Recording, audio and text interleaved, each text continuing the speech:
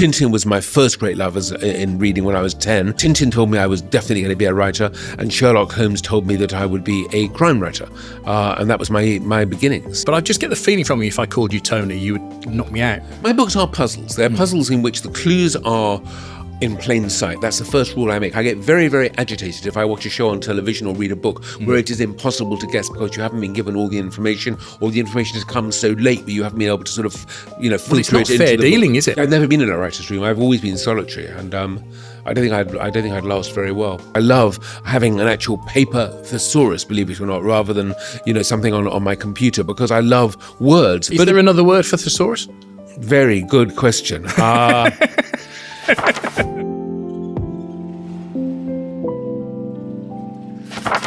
Hello, welcome to another exciting episode of Books on the Beach. And my guest today is one of my all-time favourite writers. And I'm not just saying that because he's sat there. He's so prolific. He's written over 60 books. And if you haven't read an Alex Rider, a Sherlock Holmes, a James Bond, a Hawthorne, or maybe a Magpie Murder, you will definitely have watched A Foyle's War, A Midsummer Murders, or more recently, 9 Bodies in a Mexican Morgue, which was made for the BBC and MGM+. He's the man who, around 10 years ago, insisted to me in a previous interview that I should read an Agatha Christie novel when I confessed that I hadn't. I did, and he was right. It was superb. I'm super excited that he stopped by these beautiful new studios here in Manchester to chat about his 6th Tony and Hawthorne novel, A Deadly Episode. And we welcome the magnificent Anthony Horowitz. It's so great to have you here. It's a real pleasure to see you again, Phil. It's really nice to see you. How's everything going?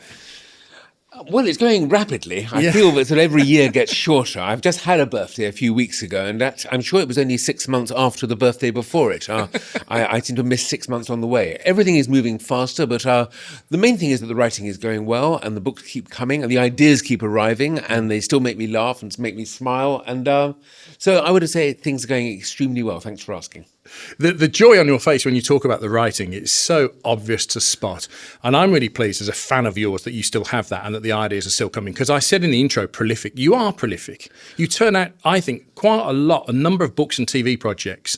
So there's a lot to stay across. Your brain must be really good at compartmentalising. Well, I'm glad you said turned out, not churned out. I had a friend who said, how many books have you churned out this year? I don't think I ever spoke to him again. But the first thing to say is that writing is my life. It has been since I was 10 years old, and it is what I most love doing. And I'm incredibly privileged to be able to earn a living from it and to base my life around it. And one of the biggest worries I have is that one day I will wake up and it will stop. I've become friends recently with Michael Frayn, one of our greatest writers. He wrote Noises Off, the great play, and Copenhagen about the nuclear bomb. And he told me that one day he woke up and just decided he'd had enough. There was nothing left to write. And ever since he told me that, I have been terrified that day will arrive for me too, that I will wake up and suddenly realise I've written everything I want to. But fortunately, at the moment, I'm under contract with Penguin Random House for 4 books, of which I've only done 2 so far. So at least there's another 2 at the end of that. And knowing my editor, Selena Walker, as well as I do, I'm sure she'll get her claws into me as soon as the end is written on book number 4. But also, I think, and look, I don't know you very well, but the perception I get is that you're similar to the late great Sir Bobby Robson, in that he carried on managing because he said, well, if I stop, what else is there to do? I think if you stopped writing, you'd go nuts, wouldn't you? I think retirement is the worst thing that can happen to anybody, whatever you're doing in life, whatever your occupation, to retire. I mean, this is a general and a sweeping generalization. Of course, there are people who are very happily retired. My sister is one of them. But for me, retirement equals death. It just means that you stop. And one of the things that often bothers me in my life is that I have friends who've retired, and Jill, my wife, and I have not. And I sometimes think that they have sort of parked their car and we're now half a mile down the motorway, if you know what I mean. That we're no longer travelling together, which is an awful feeling. You shouldn't just be friends with somebody because you're both in work. But that said, it is my life, and without work, without writing, I wouldn't be married. I couldn't have stayed married to Jill if we hadn't both of us been utterly and completely obsessed by our work. She's the only person I know, incidentally, who works harder than I do. And our whole marriage, people used to say we had a post-it note marriage because they'd come to our house and all they would see was post-it note messages to each other about the work we had to do that day, stuck on every surface you could see.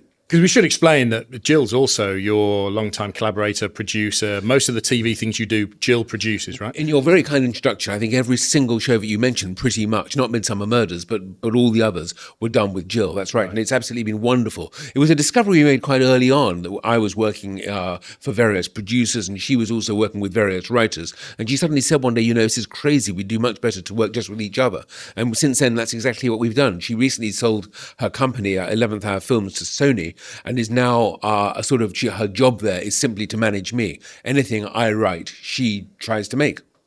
Which is great. So how do you keep that, amicable is not the right word, but how do you make sure that even if you're both working from home, that the work stops and then the marriage is allowed to resume?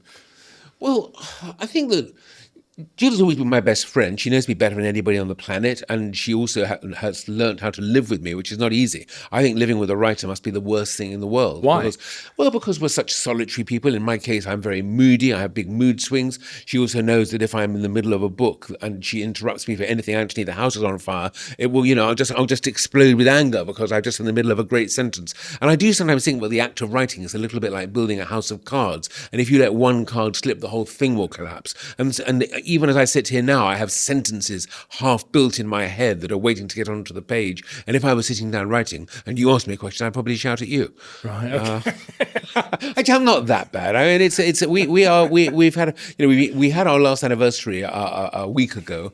Got the number of years wrong. It's actually 38. We thought it was 37 years together. And congratulations. And it is a long time, and I'm very happy that we have, stayed together. Marriage is not an easy thing to handle. No, we're going to be talking about books, and one of my favourite writers is George Gissing, who was a sort of late Victorian writer, comes after Dickens. Very dark writer, very depressive writer, which is why you and everybody else in the world has not heard of him. No, I haven't. But he wrote a book called New Grub Street, which is one of the greatest books about writing. But he also wrote about marriage and about how marriage is an impossibility. He called it a very small prison.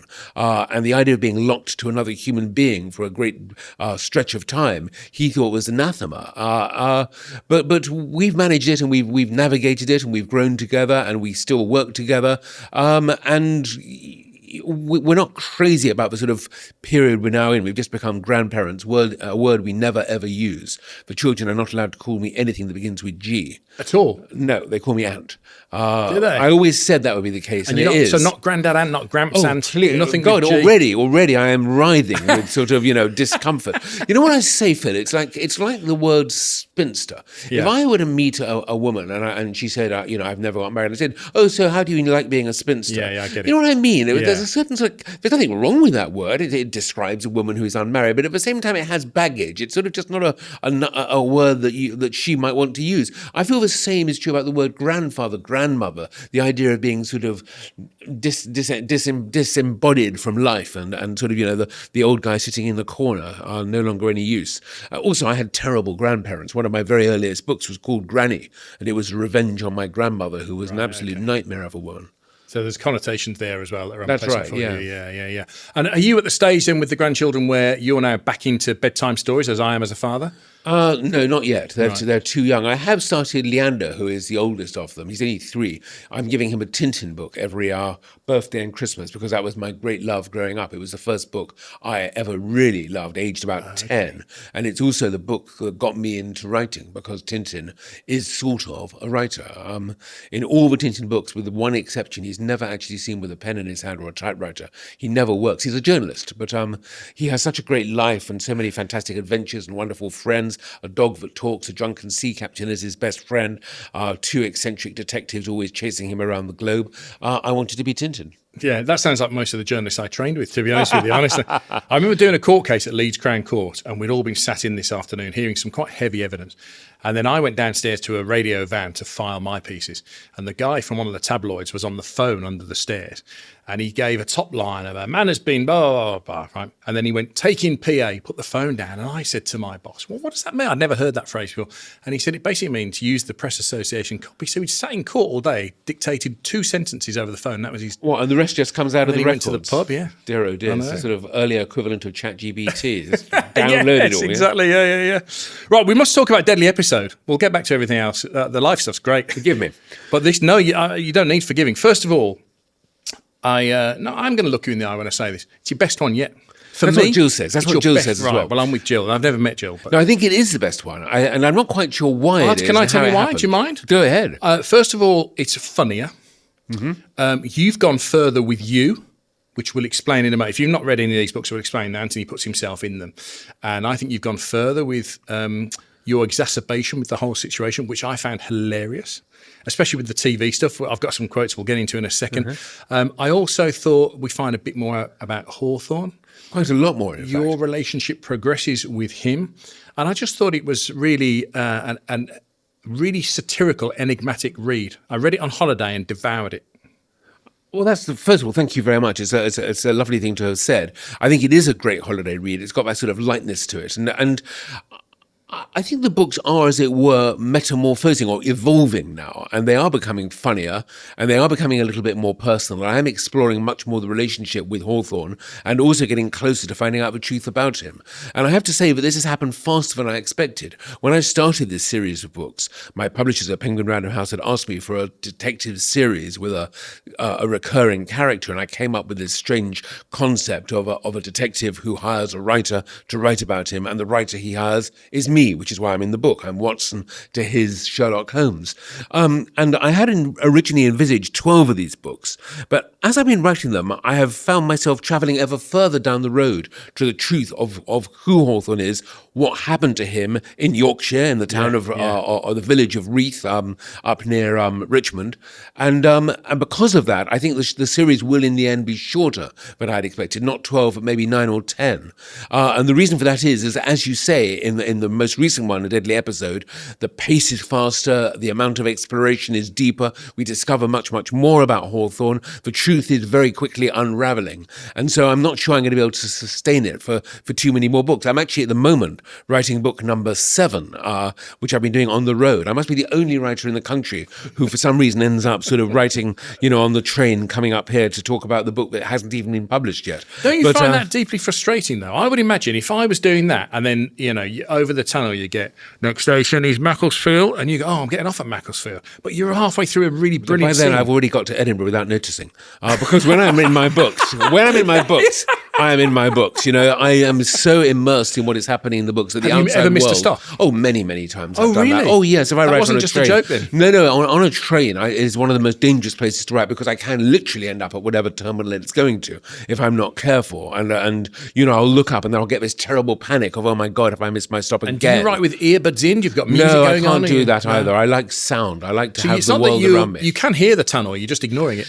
I'm just, when I'm writing a book, I think there are two ways to write a book. One is to sort of write outside it and to think of the book as being an object which is distant to you. So that's the sort of book when you're thinking, is this going to work, this sentence? Or should I be telling a joke here? Trying to work out the mechanics of the writing of it. And especially if I'm writing a children's book, can I use this word, or has it got too many syllables? Is it a little profane or whatever? All those sorts of questions. But that's not how I write. I don't write with the book as an object to be created by me, as it were, like a sort of something I'm sculpting. I write from inside the book. I'm actually immersed in the action. So when I begin to write, and it's an automatic process, the whole world, the real world, slides away behind me, and I'm there in the room with Hawthorne or with Bond, with Sherlock Holmes, whoever it may be, and I'm really literally describing what I'm hearing and seeing, and that is not the train to Macclesfield. That's interesting. Well, that's why you enjoy it so much then, I think, because there's not a guy, certainly, in the world I know who doesn't want to be in a room with James Bond. Well, that was why I took it on. Obviously, that and Sherlock Holmes were the two great loves. I've mentioned Tintin. Yeah. Tintin was my first great love in reading when I was 10. Then James Bond was my second, which started around about the same time. I came to Doyle and Sherlock Holmes when I was about 17. And so it was Tintin told me I was definitely going to be a writer, and Sherlock Holmes told me that I would be a crime writer. And that was my beginnings. So the boldness of this book, let's talk about this. I've even logged this because I couldn't believe you'd done this, right? Page 18 in my copy, right? Izzy, who's a runner on a production of the first Hawthorne book. So that's the other thing that really made me laugh. I remember that first book. And when we start this, the first book is being fictionally filmed, right? So she comes screaming on set, he's dead, he's been stabbed. And it's Hawthorne. And I'm sat there on the lounge on holiday and I went, bloody hell, he's killed his golden goose. What's he doing? It's a great hook. I know, but the worst of it is, is that unfortunately, the secret of that first chapter and the twist to it has sort of got to be revealed, because even the cover tells you that this is a book about Hawthorne. So you know that something here is a bit fishy, something isn't quite what it seems. And there's no getting around that. I have to tell you that the new one I'm writing at the moment has got a twist that will have your jaw hit your knee if it works. Okay. And it's not the first chapter, it's the last. Okay, amazing. How do you know? I will get to all these questions, but you're distracting me so brilliantly. Can I say that? How do you know when you've got a twist that who do you test it on, Jill? No, I don't really test my ideas on anybody. I think that's very dangerous to do as a writer because,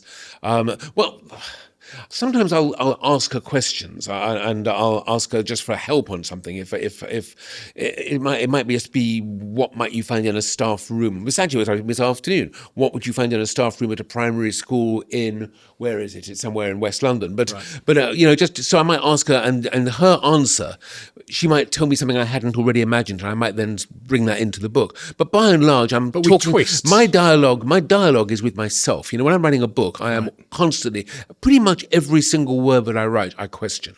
Is this the right word? Is there a better word? And I keep a thesaurus beside my desk. I love having an actual paper thesaurus, believe it or not, rather than something on my computer, because I love words. And that's just if I was sent back to the desert island, it's in Desert Island Discs, I might well be tempted to take a thesaurus, because I just love looking at words that have a sort of meanings that link together, and words you may not imagine in that context, and just finding the right word for a book is something I love. Is there another word for thesaurus? Very good question. I don't think so. No.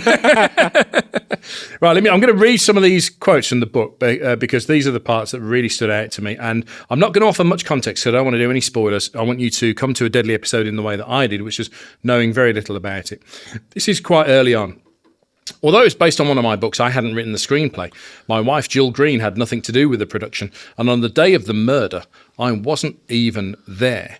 Now, what I love about that is that's true. That's not fiction at all, is it? That is your life, pretty much, apart from the murder.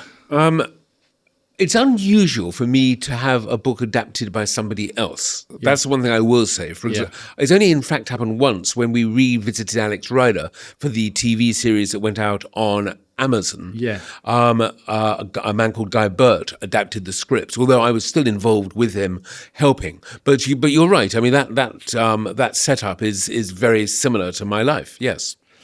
I lost myself in the third, or was it the fourth draft of a novel I felt I'd been writing for half my life. That's the worst thing about being a writer. It's fundamentally quite boring.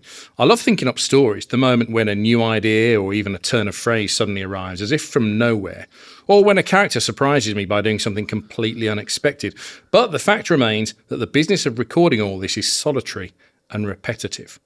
How much truth is there in that for you? I think listening to you say that, I wonder if the word boring is correct, because I do have a feeling about telepathy, but if a writer is bored, then by a process of telepathy, the reader will be bored too. So when I'm writing, I actually do try and sort of gen myself up and get excited. And that sense of immersion I was talking about a moment ago is how I do it. Because if I am with Alex Rider, being thrown into the jellyfish tank, then there is, of course, a certain excitement to share. But I think that what the Anthony in the book is saying there is fundamentally true, that sitting behind a desk by yourself in a room for hour after hour after hour, and I'm talking here about 10 hours a day, 365 days a year, pretty much, is sort of certainly repetitive. And it could be seen in its own way as quite boring too. The excitement comes when you have the book. You look at the word count. The book I'm in at the moment is up 46,900 and something words. I do love a word count on a computer. I write my first draft in ink and with a pen, but the second draft goes into my laptop. And watching the sort of that number twiddling up and knowing that when I get to 90, I can stop and go and have a day off, is exciting. 365, you just said, 365 days a year. So even Christmas Day, you'll write. Yeah, I mean, obviously there are days, a headache, bit of block, or a wedding to go to, or something, something happening in your life. But by and large, I try and do some work every single day, even if it's only in bed at night with a notepad, just jotting down a few thoughts. There's a screenplay writer in this called Shanika, and I won't say any more about her, but there's a quote from her in the book which really made me laugh. We did a module on the Carry On films when I was at Portsmouth. And what I sort of think is that just as the Carry On films were comedies that weren't funny, you've written a thriller that doesn't thrill.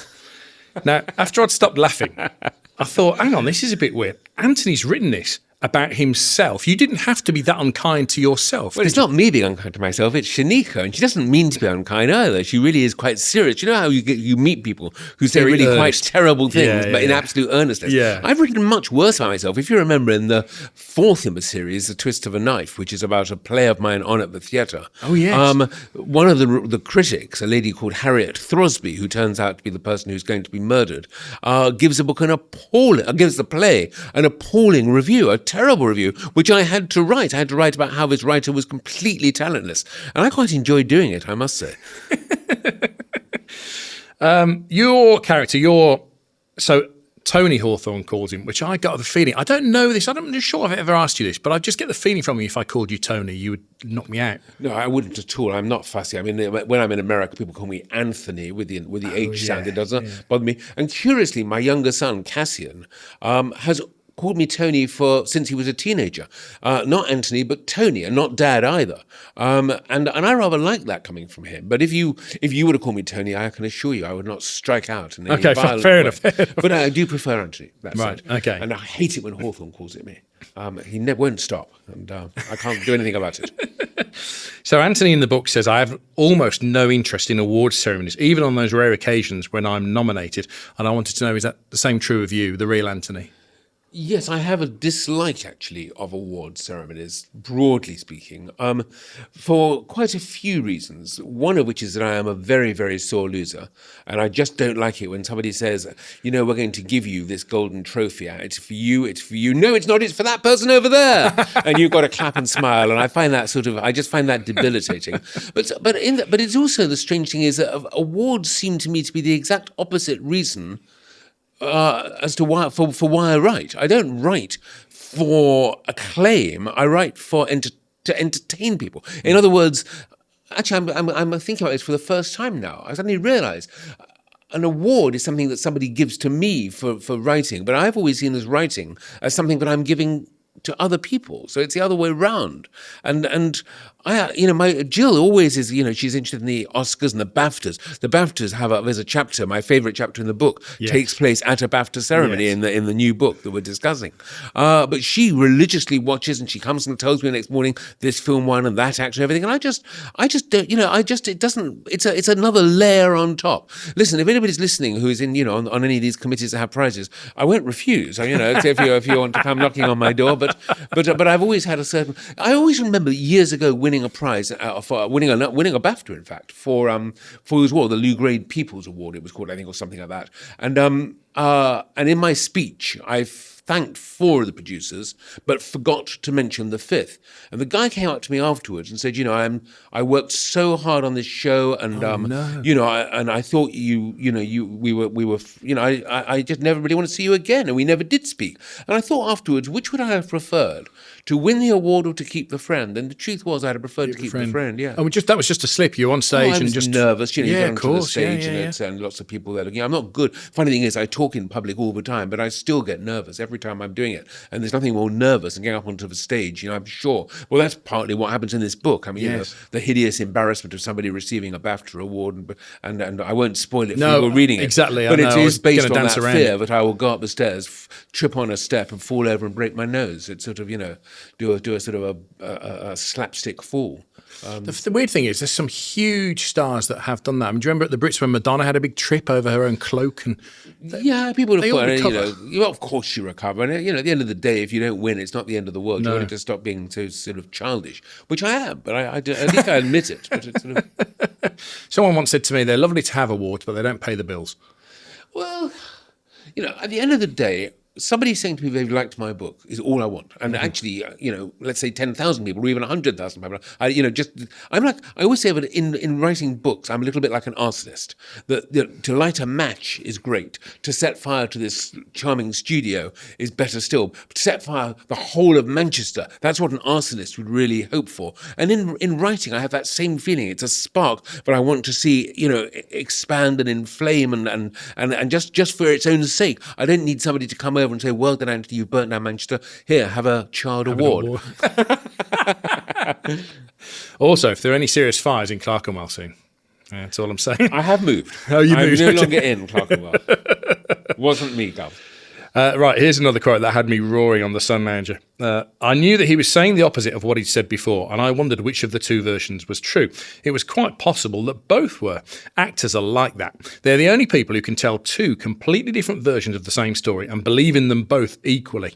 And I wanted to know, as someone who's done lots of television, is that your own experience with actors? Yeah, but that's and a will compliment. actors? That is Do you a think compliment, so? of course. Yeah, I mean, because actors are chameleon-like, and they So can. you're complimenting their skill rather than you're not praising them as I'm not saying bullshitters. they're duplicitous, of course Okay. not. I mean, by and large, I've never really quite understood actors. I mean, their talent is immense, but in a strange way unfathomable. And I've worked with some great actors, and to watch them, to transform into the character and to do what they do, and to do it 7 or 8 times, in front of the camera, take 1, take 2, take 3, etc. I think it's an incredible talent. But at the same time, they are very, very hard to pin down, because when they say, I love your script, Anthony, it's so great to see you again, how do you know they're not acting? Right, okay. And what about, have you worked with actors that insist on staying in character and you must only call them by their character name on set, and any of those? David Suchet was a little bit like that on Poirot. He tended really? to stay in costume, and he didn't. And did he keep the accent lose up? the character. I'm not No, I don't think he... Well, it's some close to it. I think he was pretty much in character throughout the whole making of that show. It's a long, long time ago, but I was writing scripts for him. He remains, for me, the greatest, incidentally, of all the Poirots who've ever... Just as Jeremy Brett, for me, remains number one for Sherlock Holmes, David Suchet has never, I think, been beaten as Poirot. And so is that weird then, if you're dealing with an actor on set who kind of remains quite... No, they're doing their job. I mean, even Michael Kitchen, to an extent, as Foyle, Yeah. was very much in character while he was on the set. I mean, he didn't just talk about murder and stuff, but he was very much focused on the part while he was in... I suppose being in costume, of course, is part of it. You don't... When you're shooting in the day, you don't get out of costume because you're not shooting for a couple of hours. So I think staying in character is sort of natural. So you're not going to alienate any actors here, we're not... Well, I would never speak ill of anybody I've ever worked with. I mean, it's the only person I've ever talked about who I will badmouth is the producer of a film I made called The Gathering, and also incidentally the producer, the sort of top producer of the first Alex Rider film, Stormbreaker, and he was a skunk. And I'll name him because he was Harvey Weinstein. I'm allowed to, you see. Fair enough, yeah. Because I'm thinking, I don't have a legal department here, Anthony, I think one can say what one likes about Harvey Weinstein. There's a quote that, again, really had me in stitches, partly because it was something that Mark Billingham had already told me, right? So I'll do your version first. That was something I knew all too well, you say in the book. The way you love a script but come to hate it at the same time. The notes never stop coming. And sometimes you can feel the whole thing slipping through your fingers, but you can never let it go. Now, Billingham said to me, he was doing a thing for the Beeb, and on draft 16, they asked him to put back in a scene that they asked him to remove on draft 13. And at that point, he said, I'm done. I've had enough of this. I'm amazed he got as far as 16. I mean, Right. I wouldn't do more than, shall we say, 4 or 5. Okay. And even then, you just know when you're making the script worse, not better. And you also know that with a certain amount of self-disgust, that you may still see this show made, and you still may be the sole writer and get paid for it, but you won't like what is up there on the screen. And it is one of the most difficult things to learn, because as a young writer, when you're new to the game, you want to placate and sort of please and brown nose, forgive me, the producer, the big guy who is in charge. But later on, but it was even at the same time, then there's something kicks in that tells you that you are actually damaging yourself and damaging what you love. And it is one of the hardest things for a writer to learn, which is, when do you say no? I mean, it was quite interesting that quite recently I was offered a very, very big opportunity of a Hollywood film, a big Hollywood film. And I had an idea for it, and then the director rang me on the phone, and in 5 minutes, I realized that the director's vision of this film was entirely different to what I wanted to write. And I'm not saying that the guy was idiotic or wrong. Mm-hmm. He may make the most wonderful film that's ever been made, but it wasn't the film I wanted to write. And because of the age that I am now, because of the fact that I have a limited amount of writing years left, and because of the that I don't necessarily have to prove myself anymore, I just say, well, thanks, good luck, goodbye. And I'm sad about it, because it was an idea, and I hate losing ideas. Once an idea comes, the idea that I had for this film was my own idea. Yeah, So can't you do that somewhere else, or is it too close to the version that? No, because it was right for that moment, and I am doing that idea elsewhere. I mean, I'm writing Hawthorne and I'm writing other stuff as well, which are my own ideas. And, again, it would be a mistake when you get to my position and my age to think that everything I do is 100% perfect and I don't need editors, I don't need producers, I don't need to listen to anybody else. And I do listen to them. I mean, I've mentioned Selina, my editor at our Penguin Random House, who is a genius and knows instinctively if something is wrong in a book. Jill, with every film I write, points me in the right direction, says, no, that's not working, try it this way. And we argue, but she's always right. And so I do still listen, but at the same time, if it's something I don't want to write or I'm being told to write it in a way that is not what I had set out, I am now at the position where, and it is a real liberty, a sense of liberty to be able to say, no thanks. So when you're in the room, I'm thinking now for younger writers, not in the position that you're in, when you're in the room and you're thinking, but that draft 7 isn't going to make this better, how do you fight your corner without alienating a producer? I don't think you can, actually. Oh, really? I mean, I really don't think you can because, the writer is not in control. The writer works for the producer. The writer works for the director. He writes or she writes for the lead actor. You can't expect to do it your way. And your choice is to try and do it someone else's way, although I think that is often a disaster. I wrote a show years and years ago called Murder in Mind. And it was it had a very simple premise, which was that you would only meet every episode was about the killer. So you stayed with the killer. The killer was on screen from beginning to end, and you only met the detective when the killer did. So the killer, so you learn more and more about the detective every week through the eyes of the killer, which I thought was really interesting. You get quite a big actor to play the detective, but he introduces himself, a little bit at a time every week. And I thought this was a really interesting format. And I sold it to a production company, and the director, not the director, the producer, the head of drama at this production company, said, yeah, I love this idea, except I want a different detective every single week. And something screamed in my head, but that destroys the entire point of this idea. It is ruinous. But at the same time, if I had said that, I would not have had a show because he was in charge. So I went with it, and the show was not renewed. It didn't work. I think it did 2 seasons, but it didn't work. It wasn't what I had imagined, and it was a horrible experience, and I got fired. So, where did it take me? It's an early lesson of actually sticking up for what you believe in or walking out. But I think that to new writers, I would say be very, very careful, what decisions you make, because at the end of the day, if you just go along with something you don't believe in, you might have a very miserable time. God, doesn't that make me sound old? That sort of advice for young No, I think writers. it was really sit sage. Here, my boy, let me speak to you now. And also, it's so from my point of view, as someone who interviews a lot of writers, your experiences are all different. Michael Connolly goes into a writer's room on Lincoln Lawyer and Bosch and has the best time ever. Yeah, I've never been in a writer's room. I've always been solitary, and I don't think I'd last very well. Now, there's a really nice scene here, and it's an aside, right? But it's an aside that I've thought you've captured. It's almost like you've broken into my brain, right? Because I read a lot of crime, as you know. And the aforementioned Michael Connolly said one of the notes he got from one of his editors was, Bosch hasn't eaten anything for 3 days. He's got to eat something, And it's a reminder that as well as moving plot and storyline, they've got to be grounded in real life, haven't they, these books? Mm-hmm. So one of the things I think is, how come all these detectives never seem to have a love life, right? Which you address in this book. Hercule Poirot had only one serious relationship. I know because I adapted it for TV. In The Double Clue, he falls for a Russian emigre called Vera Rossakoff, and the episode was nothing less than a love story, albeit one in which they did little more than hold hands. For Sherlock Holmes, there was only Irene Adler, and the two of them appeared together just once in an entirely platonic short story. Lord Peter Wimsey was definitely a womanizer, and Philo Vance, the green carnation-wearing detective of SS Van Dyne, was quite possibly gay, but their private lives were sacrosanct. And even Raymond Chandler never took us behind the curtains to see what Philip Marlowe and Linda Loring were getting up to in bed. I remember reading a very steamy scene with Jack Reacher on a train, but I'm not sure I enjoyed it, and I don't think he ever did it again. So good. It's so good because it's true, because you're not your brain goes, well, surely what are they going to fancy that person or whatever as a reader?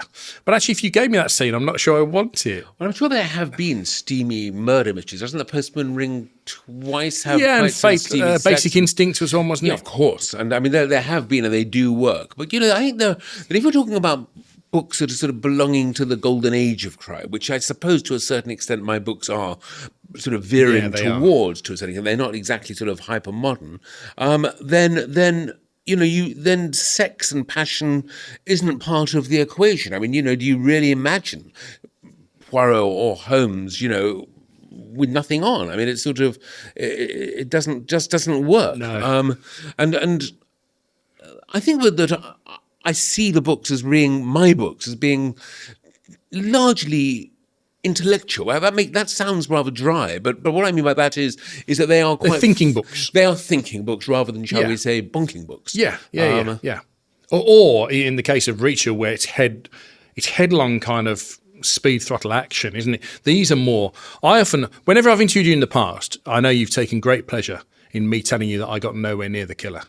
And I think that's what you want, isn't it? You want to design in such a way that we're trying to work it out. Oh, God, he's beaten us again. My books are puzzles. They're puzzles in which the clues are in plain sight. That's the first rule I make. I get very, very agitated if I watch a show on television or read a book where it is impossible to guess because you haven't been given all the information, or the information has come so late that you haven't been able to sort of, filter It's not it into fair the dealing, book. is it? No, but there have been. Again, it is not my aim ever to criticize other writers or other TV makers, but there have been one or two very big shows. Once the microphones are turned off, I might mention a name or two to you, but have done that, and they've made me cross because they've been so good. But I do think that the part of the pleasure is either not guessing it but realizing you could, or guessing it, which tells you are clever than the writer. Either way, I don't really mind. But as long as we're both playing fair with each other. Yes, yeah, exactly, yeah. I mean, I always think of The Usual Suspects on the fair dealing thing.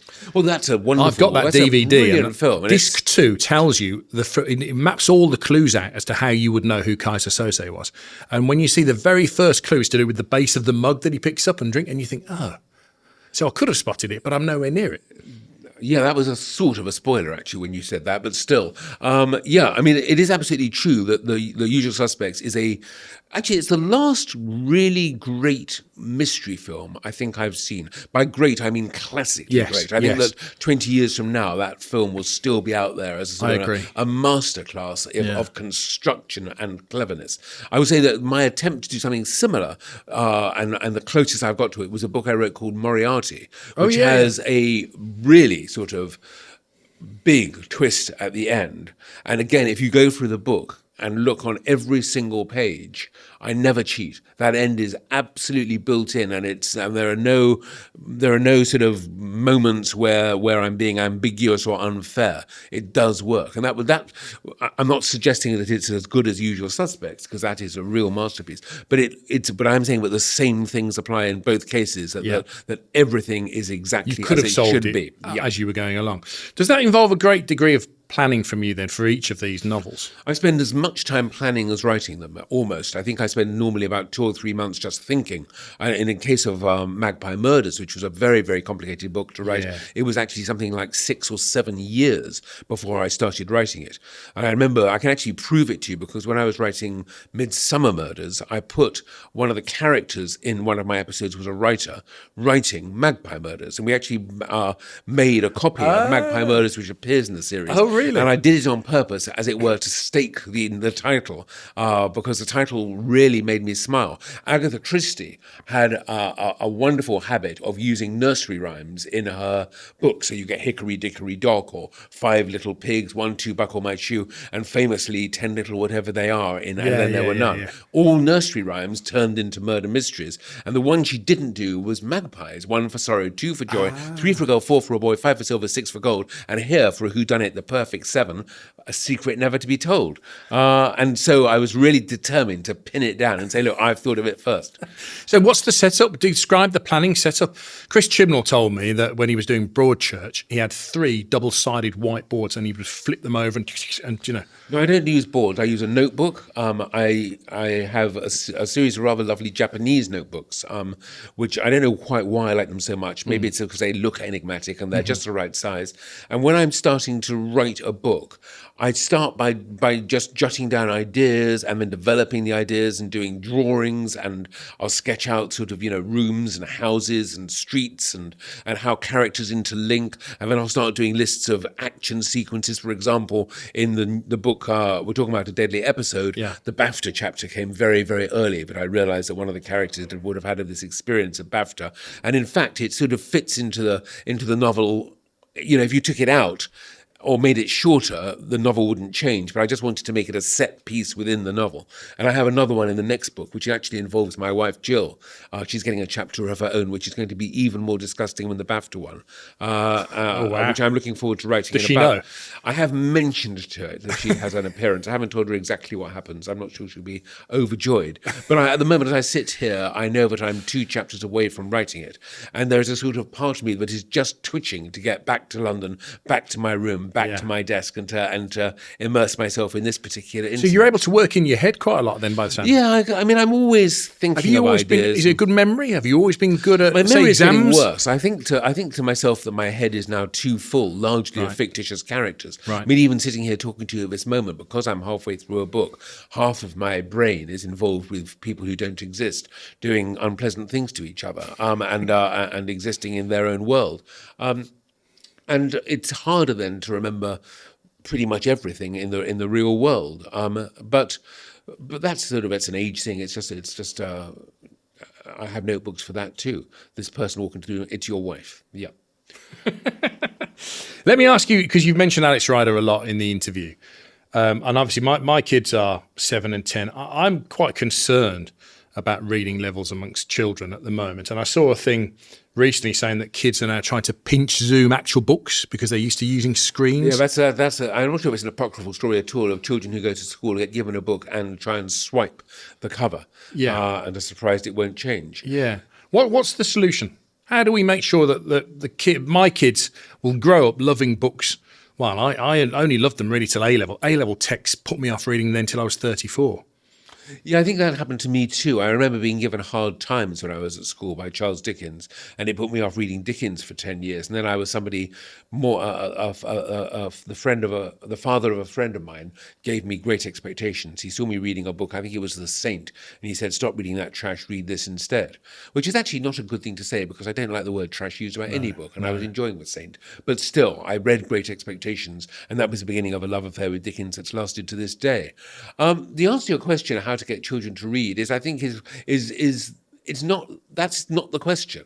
If you read, if books are in your house, if reading is something that everybody in the family does, and talking about books is something that happens at the table, then children will read. It's a sort of a symbiosis, isn't it? It's a sort of it's just there. Mm-hmm. It's also true of food, that if vegetables and fruit and healthy eating is part of a child's life, then they're less likely to sort of dive into the nearest McDonald's every day. So I think that the sort of idea that there is a sort of a miracle cure that will get children reading is not true. Reading to me has been my lifeline. It's been what saved my life when I was at a horrible school when I was 8 to 13, and has maintained my life ever since. That extraordinary sense of being able to avoid all the sort of the vicissitudes of the world and just cling on to this rope that takes me through them all, and that rope is reading. So I guess, I don't know if I've answered your question or not, because I know that everybody is very exercised about it, but at the same time, I think that there is sort of almost, dare I say it, a hypocrisy involved. Not obviously with you, Phil, but some people seem to think that reading, like, I don't know, is some kind of medicinal thing, or that that it will help your child's intellect or your chances in life. I think it's more than that. I think reading is so fundamental to it. You might have said, how do I get my child to breathe, Anthony? How do I get him or her to talk to me? I mean, it is what makes us human. But for me, the interesting thing you said in your answer where you said it's almost assimilated, kind of by osmosis, if you like, if Yes. the parents are reading. So then the other thing I saw was this YouGov poll. 40% of adults in Britain last year didn't pick up a book. Yeah, well, that also, if you look at the National Literacy Trust, they found out that last year that for the first time, more than 1/3 of children interviewed, I think the figure was something like 37%, say they never read a book for pleasure. Outside school, they will not now look at books. And that is sort of scary. But, the positive side of it is that people have been talking about the death of reading throughout my entire life. I remember when I started writing children's books, there was this great concern that children don't read. And yet somehow, look how many books are published. Look at your podcast, how many people are listening to it and how much interest there is. Last night I gave a talk in Leeds. Tonight I'm in Manchester. And people will come to these talks and everybody loves talking about and meeting writers. And there are book clubs all over the country. Reading somehow still holds on. Think how many books a year are published. I mean, it's incredible. This number of books that sustain the industry and such. And how many, independent bookshops are still surviving after people said for years that there was no hope for them because of Waterstones, because of Amazon, all the rest of it. Yet they're still out there and the number is staying pretty much exact. So despite the sort of evidence to the contrary, I tend to be more optimistic and to feel to myself that reading is still there. What worries me a little bit more in a way is the books I love and the poetry I love. I've started reading poetry now. Yeah, I read that. I wonder how many people are still reading. Jill and I, my wife and I, have just been reading 19th century, returning to some 19th century books we love. We've had a Hardy session, an Austen session, Mayor of Casterbridge, Jude the Obscure. We both loved both those books. Jude, I don't know if you've ever read it. I haven't read any of those. Oh, God, well, The Mayor of Casterbridge is my favourite Hardy, but Jude the Obscure, for a 19th century novel is unbelievably modern. It's an incredibly, it was Hardy's last book. It was too modern for many of his readers. Okay. His views on marriage and the wonderful character of Arabella in it, who is such a powerful woman. I mean, it's, I think, probably a villain when he wrote it. Should I go in on that one anymore? What? Should I go in on that? I would go in with The Mayor. That is such it's a book you cannot resist. It is terribly sad, but it is wonderfully written and conceived. Sometimes Hardy is a little bit hard to sort of take on board. And this is something else I've learned. I gave my son a book I loved as a child, which was Robert Graves' I, Claudius and Claudius the God. Yeah. And this was a book that had a huge impact on me when I was about 20-something. But he couldn't get by, couldn't cope with it. And my wife said to me afterwards, Jill said to me, don't you realise that reading has changed? What people now will accept, the language that they will follow and read, it has changed. And Graves doesn't cut it anymore, which is a shame because I still think the books are masterpieces. But you have to, that's another thing that as a father, as a parent, you have to do, which is not necessarily. I think I've already said to you that I've been giving my grandson Tintin books, and he's only 3, poor kid. I mean, what is this book that keeps landing on my table every Christmas? But sharing your enthusiasm and sharing your love is one thing. Expecting the next generation to love the same things as you is quite another. Yes. Well, we have that with music as well. I mean, I'm devastated when I put, say, Madness on in the car and the 7-year-old goes, "What's this?" Yeah, I know. Well, I remember showing my children Hitchcock, which is a great love of mine, and they just couldn't understand why it took the camera so long to get from the first person speaking to the second person speaking. Why has it taken us 5 minutes for the scene when in a modern Hollywood film it would be 5 seconds? Exactly. Everything's so whiz-bang now, isn't it? We must do the books on the beach stuff. So first of all, Anthony, best holiday you've ever been on. Where were you and with whom? I think the best holiday I ever went on was with my son, Nicholas. I took him when he was 16, 17 on a father-son bonding holiday, and we went to Peru. And we went to Machu Picchu. We walked there for 3 days over the Andes. We went down the Amazon. We stayed in a camp in the jungle. And I have so many fantastic memories, of which I will share just one, because it gave us both exactly the same reaction, which was the tree in the middle of this camp, which was a very attractive tree standing by itself in sort of in this encampment in the circle. By night changed and began to move as I think 100 or 200 tarantula spiders consumed the whole thing, just crawling up the trunk and and we just stared at this thing and ran screaming for our beds because, tarantulas bigger than my hand and on this tree in the middle of the jungle. And it was, I feel bad choosing a holiday because most of my best holidays have been with Jill, of course, but that one stands out because it was important to me at that stage to make sure that my teenage son and I bonded together and had a relationship which needed a little work at the time anyway. Oh, that's lovely. Really lovely. And best book you've ever read on a holiday? And any holiday? I think, there are so many great books that I've read on holiday, but if I was going to choose my perfect holiday, or the one I remember at the time of giving me the greatest pleasure, it was a thriller called I Am Pilgrim. I'm sure you've read it. I Am Pilgrim by Terry Hayes. Yes. And it was just one of those books. It's quite a big book. It's a big, fat book. Thick. But what it is, and there are so few books written like this, it was just a 100% red-hot thriller. Yes. Non-stop action, loads and loads of twists and turns, and set in the world of spies and terrorists, and every chapter ends on a cliffhanger,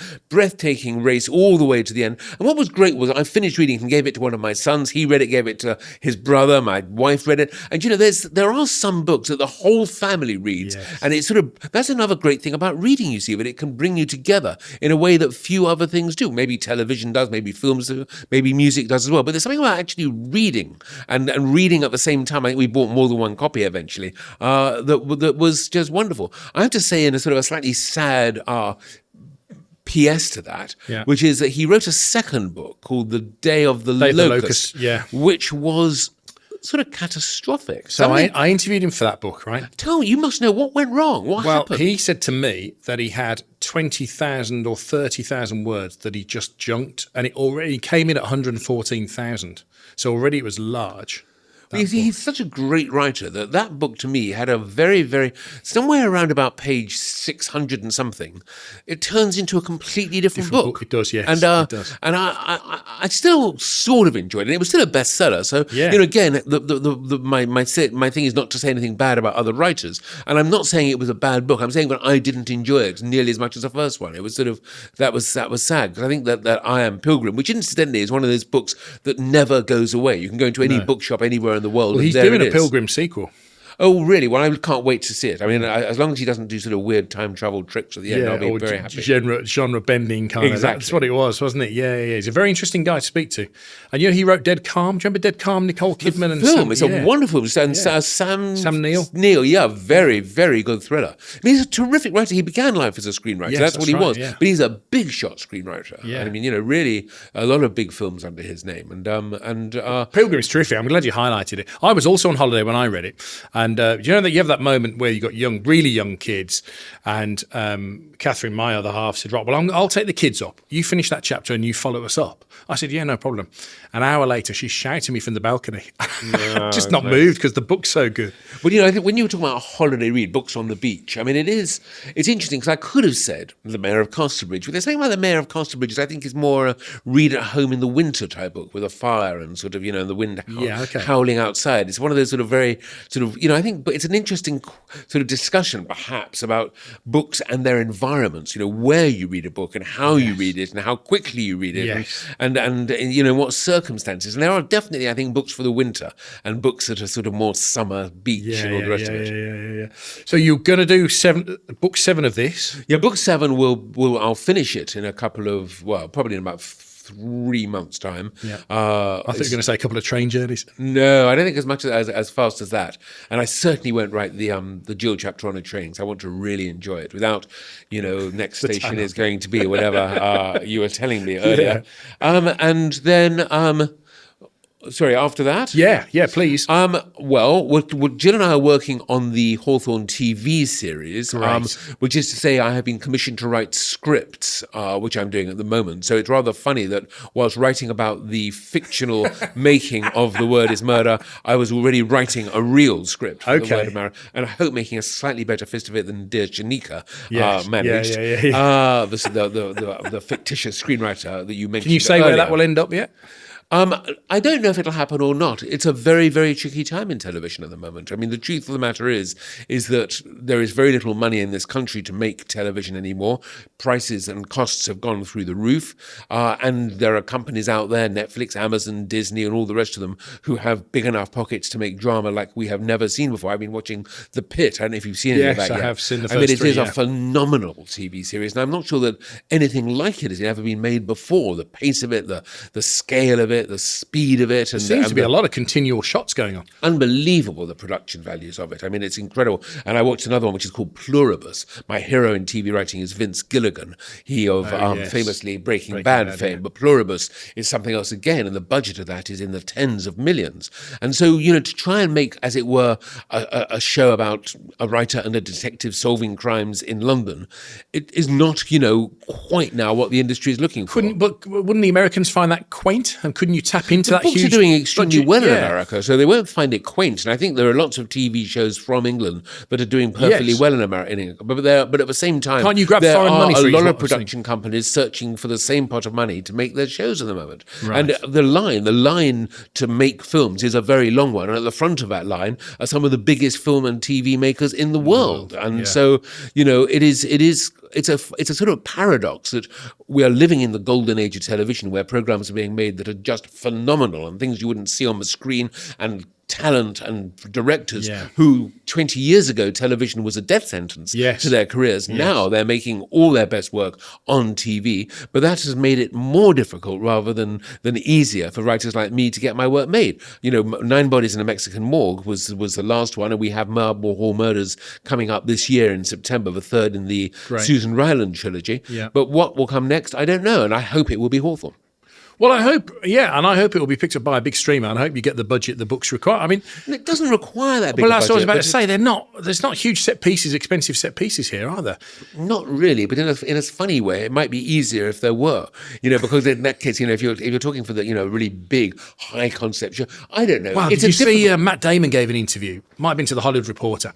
His latest has gone straight to Netflix with Ben Affleck, and he said they had a meeting with the studio where they said, Matt, we love the script, right? But the big explosion in Act 3, we need it in Act 1. Mm-hmm. And there's no narrative explanation for that. They just want a big explosion. Well, there are talks about how Netflix is now demanding that not only do you have an immediate action at the beginning, but you have explanations of what's going on every 5 or 6 minutes. But 2 characters will have a discussion to say what has just happened and what is going to happen, because audiences no longer have the ability to follow story. I don't know if this is true instead, but this is something that I have heard. It may not just be true of Netflix, it may be true of all I think the it's unique to streamers, isn't it, Anthony? Because in the way that you and I would probably we're of an age where we would have sat down to watch a drama. I think now people have got it on their phone, but on another device, they're on social media.